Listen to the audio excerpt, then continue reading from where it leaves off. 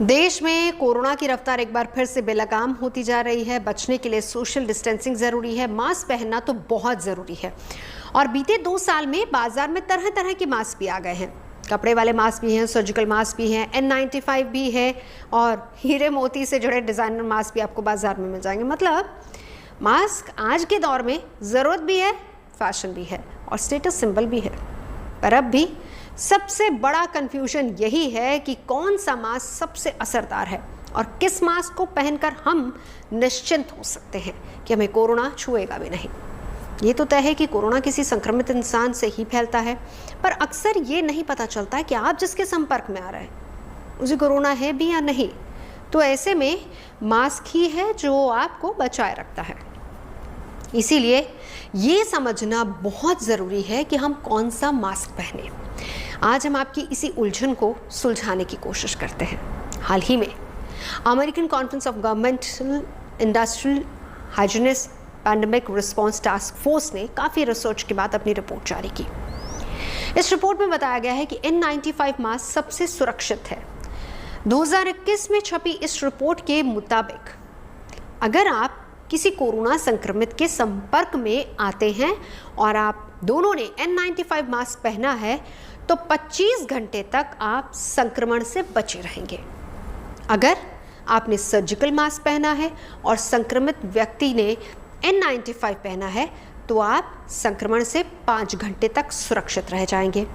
अगर आपने कपड़े का मास्क पहना है और संक्रमित व्यक्ति ने N95 पहना है तो आप संक्रमण से 3.5 घंटे तक बचे रहेंगे।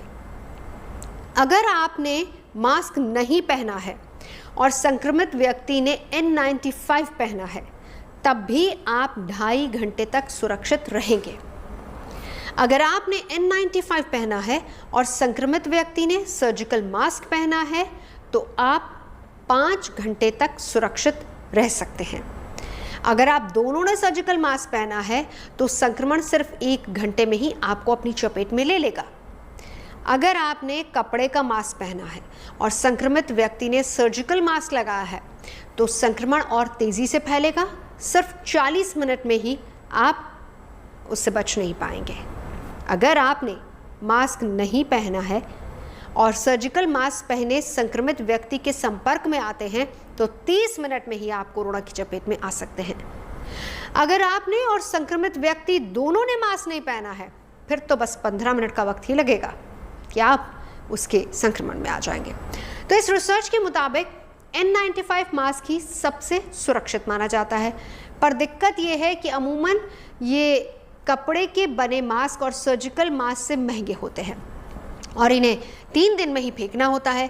इसीलिए ऐसे मास्क हर किसी के लिए खरीदना संभव नहीं होता।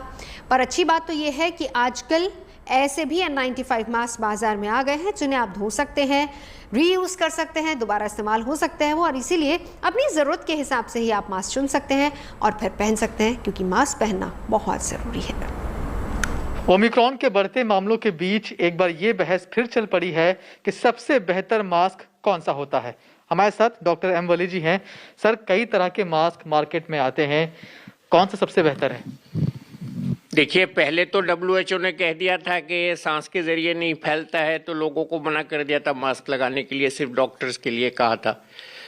बहुत बाद में ये पता लगा कि ये एयरबॉर्न इन्फेक्शन है और WHO ने ये बात मान ली। एयरबॉर्न इन्फेक्शन को रोकने के 2 तरीके हैं। एक तो मेरा इन्फेक्शन सांस से बाहर ना जाए और दूसरा बाहर का इन्फेक्शन जो हवा में है या सामने वाले आदमी का है वो ना आए।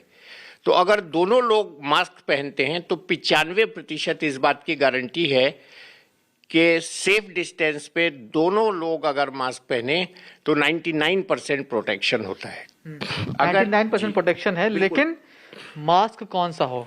मास्क होना चाहिए N95, मोटा वाला N95, जिसमें 3 प्रोटेक्टिव लेयर होती हैं जो हमें महसूस नहीं होती हैं, और ये लेयर्स ऐसी बनाई जाती हैं कि इसमें जो वायरस का साइज है लेस देन 5 माइक्रोन फिल्टर करती हैं ये।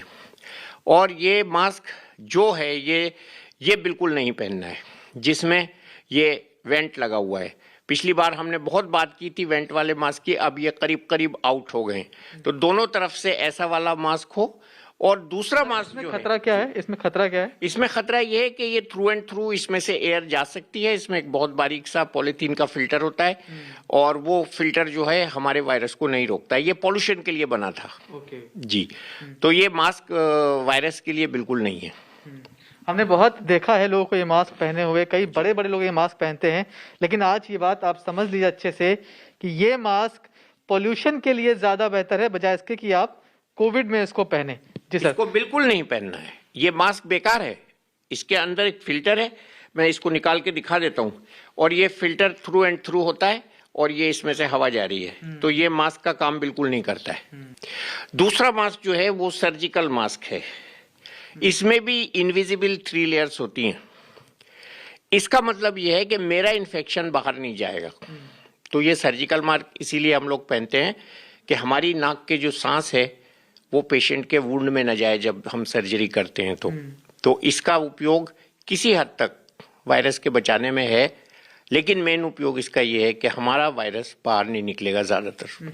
लेकिन इसकी लाइफ सर बहुत कम होती है। अगर हम N95 की बात करें, इसकी बात करें, बाकी क्लोथ वाले मास्क की बात करें, तो सबकी लाइफ कैसे कैसे होती है? इसको हम एक दिन से ज्यादा नहीं यूज कर सकते। इसको बार बार उतारना भी नहीं है। जिन लोगों को इन्फेक्शन होता है इस मास्क के साथ, वो बार बार उतारने से होता है। जो N95 मास्क है उसको 3 दिन में डिस्कार्ड कर देना चाहिए।